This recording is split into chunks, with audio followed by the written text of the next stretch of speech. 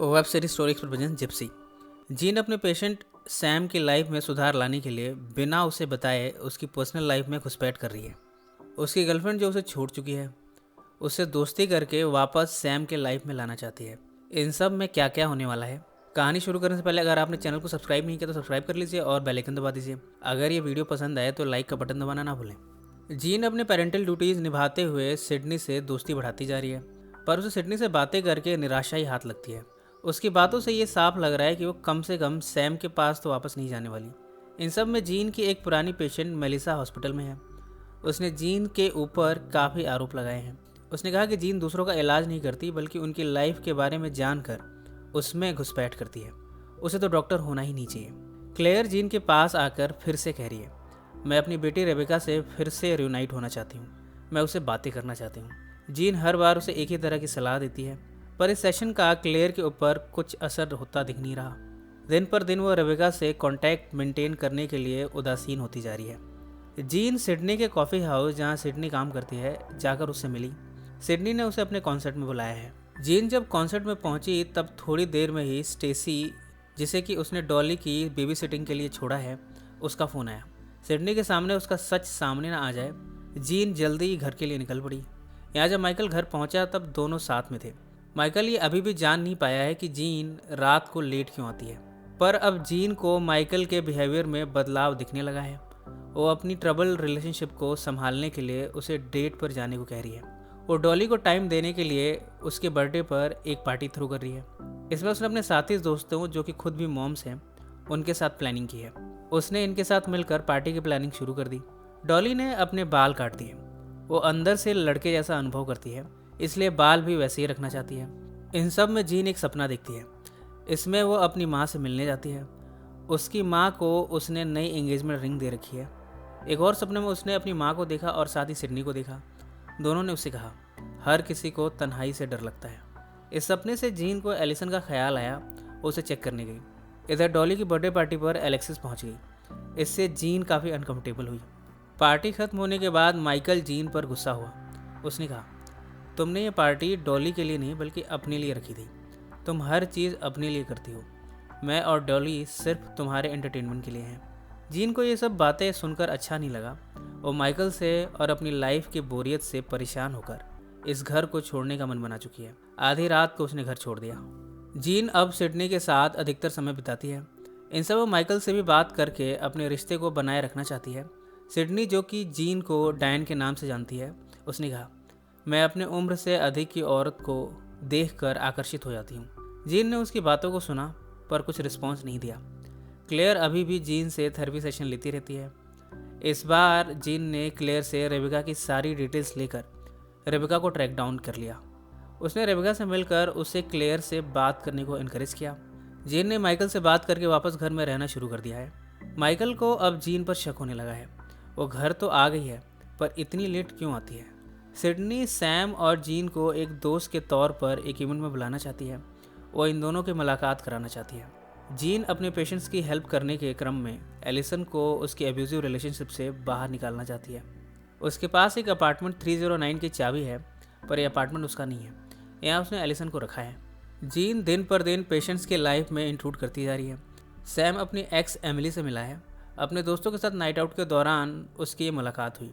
Emily से मिलकर उसे लगा कि उसे सिडनी से मूव ऑन करना चाहिए। माइकल ने जीन का फ़ोन चेक करने की कोशिश की। जीन ने इसे देख लिया। उसने माइकल को फटकार लगाई, ये कहकर कि माइकल को उसके फ़ोन्स यूँ चेक करने का कोई हक नहीं है। इससे माइकल को अब जीन पर और भी शक होने लगा है। क्लेयर ने रेबेका के बारे में बताया है कि उसकी बेटी रेबेका किसी अलग कम्युनिटी में रहती है। जीन उस कम्युनिटी में पहुंची है। यहाँ उसने रेबेका से बॉन्डिंग बढ़ाई। माइकल ने जीन से डिवोर्स का मन बना लिया है। अपने आप को स्पेस देने के लिए कुछ दोस्तों के साथ उसने रात बिताई, पर यहाँ उसे महसूस हुआ कि जीन उसके लिए कितने मायने रखती है। उसने डिवोर्स का ख्याल अब दिल से निकाल दिया है। रेबेका से मुलाकात और उसकी कम्युनिटी के साथ समय बिताने पर जीन ने अपने नए दृष्टिकोण के बारे में जाना है। वो सिडनी से मिली और पैशनेटली किस किया।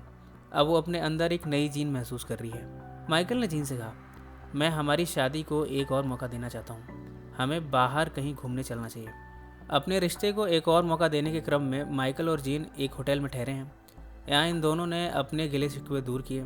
माइकल फिर पहले की तरह अपने काम में मशगूल हो गया है, जबकि जीन ने सिडनी को इनवाइट किया। इधर ऑफिस में माइकल ने एलेक्सिस से कहा, हमें अपने काम के सिलसिले में टेक्सास की ट्रिप पर जाना होगा। एलेक्सिस भी इस ट्रिप के लिए खुश है।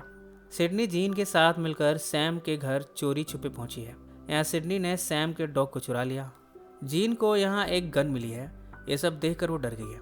उसने सैम के घर में गन होने की उम्मीद बिल्कुल नहीं की थी। सैम जब अपने सेशन लेने जीन के पास आया तब उसने कहा, मैं अब सिडनी से मूव ऑन करके एमिली के साथ रीयूनाइट होना चाहता हूँ। इधर एलिसन अपने अब्यूजिव बॉयफ्रेंड टॉम के साथ जीन से मिली है।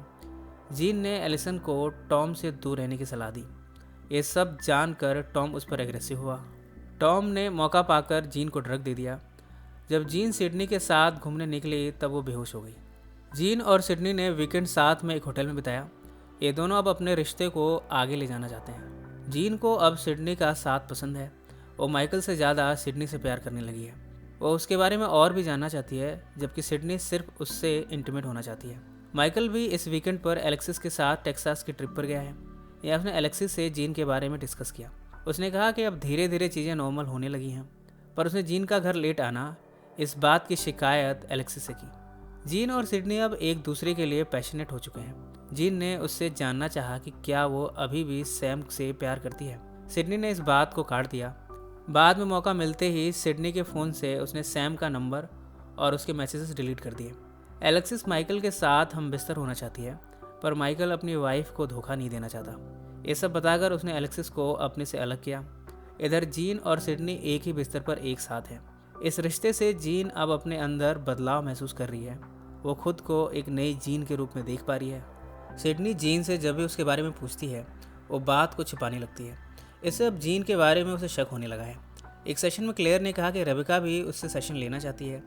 ये सुनकर जीन ने इससे इनकार कर दिया, क्योंकि अगर ऐसा हुआ तो उसका सारा भेद खुल जाएगा। अगले दिन सैम भी सेशन लेने आया। जीन अब सैम को सिडनी से दूर रखना चाहती है, इसलिए उसने सिडनी से दूर रहने और एमिली के साथ ही अपना भविष्य देखने की सलाह दी। जीन रेबेका से भी मिली। उसने उसे सलाह दी कि वो अपनी माँ से ना मिले। जीन ऐसा कर रही है क्योंकि वो नहीं चाहती कि उसकी रियल आइडेंटिटी के बारे में पता चले, और रेबेका से भी डायन बनकर मिलती है। जीन ने एलिसन को 309 अपार्टमेंट में रखा है। यहाँ एलिसन ने जीन के उन टेप्स को सुनना शुरू किया जिसे जीन यहाँ रखे हुए हैं। कॉफ़ी शॉप में माइकल और जीन साथ में थे। तब माइकल सिडनी से कॉफ़ी लेने गया। ये देखकर जीन को लगने लगा कि अपना सीक्रेट छुपाने के लिए उसे माइकल को यहाँ आने देने से रोकना होगा। इन सब में सिडनी ने अपने और जीन के साथ की फ़ोटो सोशल मीडिया पर अपलोड कर दी। हालांकि उसने जीन से ऐसा ना करने का वादा किया था, पर उसने ऐसा कर ही दिया। सैम ने सेशन में उन टेक्निक्स का जिक्र किया था जिन्हें वो सिडनी के साथ हम बिस्तर होने में इस्तेमाल करता था। जीन उसे प्रोवोक करके इसके बारे में सेशन में पूछती थी। आज माइकल के साथ वो इन्हीं टेक्निक्स का इस्तेमाल कर रही है और कह रही है, तुम दोबारा उस कॉफ़ी शॉप में नहीं जाओगे। एलिसन की माँ जीन के ऑफिस में पहुंची है। उन्होंने कहा, पिछले कई दिनों से मैंने एलिसन से बात नहीं की, मुझे उसकी फ़िक्र हो रही है। उसकी माँ ने यह भी कहा कि वो उसी के साथ रहती है, उसकी हेल्थ भी अच्छी है। हफ्ते में 4 बार वो उससे मिलती थी और उन्हें नहीं मालूम कि एलिसन का बॉयफ्रेंड कौन है। ये सब सुनकर जीन को हैरानी हुई है। एलिसन ने तो ऐसा कुछ भी नहीं बताया था, उसने कुछ अलग कहानी बताई थी। यहाँ जीन ने एलिसन की माँ को कुछ भी जानकारी देने से इनकार कर दिया। डॉली के जेंडर इशू के ट्रीटमेंट के लिए उसके डॉक्टर ने जीन को कुछ मेडिसिन प्रिस्क्राइब की हैं। सैम को अब जीन के सेशन फ़ायदेमंद नहीं लग रहे, इसलिए उसने अब नहीं जाने का मन बनाया है। माइकल के ऑफिस में एलेक्सिस और माइकल के बारे में रूमर फैलने लगा है। अब माइकल भी एलेक्सिस के लिए फीलिंग्स रखने लगा है। इसका इजहार आज उसने एलेक्सिस से किया। सिडनी जब जीन से मिली तब उसने कहा कि सैम अब एमिली से एंगेज होने जा रहा है। उसे लग रहा है कि जो भी उसके साथ था अब सब उसे छोड़कर जाने लगे हैं।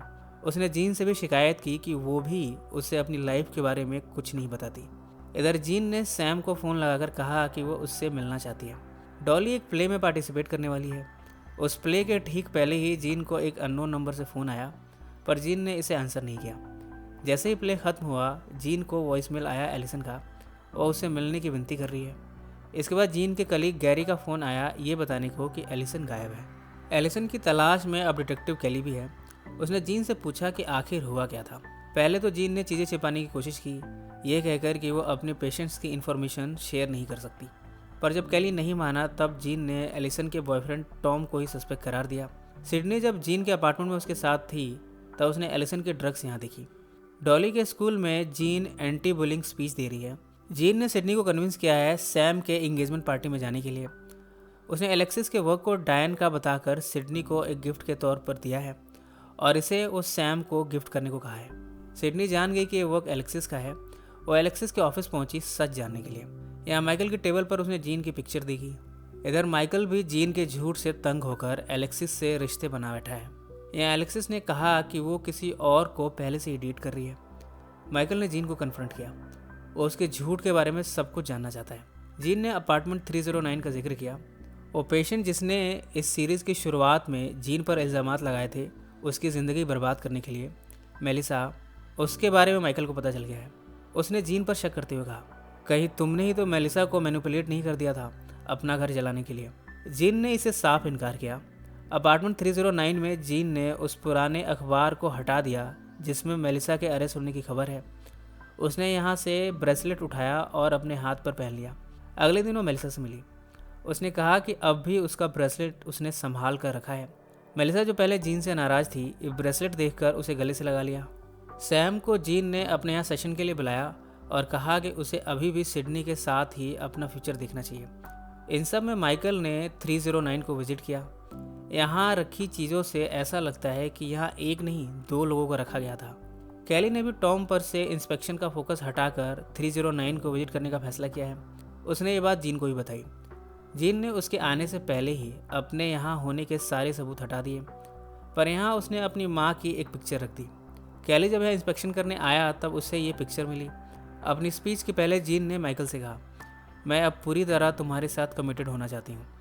इसके बाद उसने स्पीच देनी शुरू की।